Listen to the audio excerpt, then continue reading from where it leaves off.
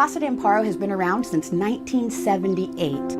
Originally, our youth were housed in the old San Luis Rey Mission in Oceanside, and now we're in the Twin Oaks Valley in San Marcos with a beautiful campus. We work with children and families who've experienced chronic trauma over their lifetime, and we're here to help heal that and help them go on with their lives. I started off straight into foster care when I was born due to the drug addiction of both of my parents.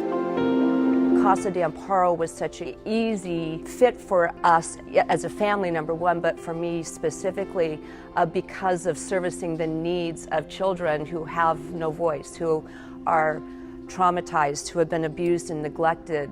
Here in San Diego County, it might be alarming and surprising to people to know that we have over 20,000 substantiated cases of child abuse every single year. The girls come to us they're placed by the counties. We're able to serve over 1,000 children every year and close to 1,000 families. I always tell myself, seeing that my mother passed away through domestic violence, that I would never put myself in that position. And if it ever happened, I would leave. But it's easier said than done. These are foster youth who are not able to manage in a foster home environment. Because they've grown up in settings where that behavior was adaptive, it allowed them to survive. Their trauma is far too outreaching, and they need the care of clinicians.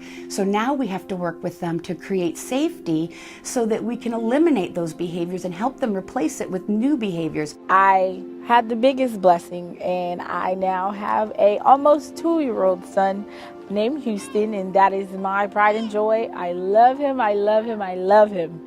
And I just don't want him to have the childhood that I had. My husband and I have been a part of the San Marcos community in our businesses since 1993. One of the beautiful things about Kayleen is that she started here at Casa de Amparo years ago when we were at the shelter with a church group. How can we best give back is to volunteer our time.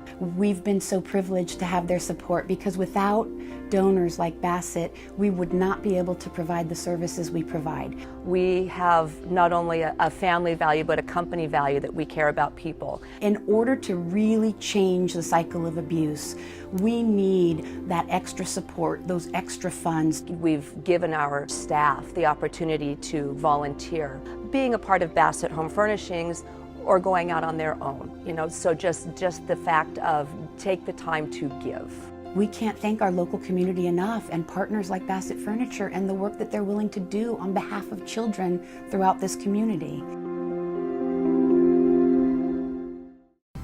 If you'd like to see more community videos like this one, make sure to click here.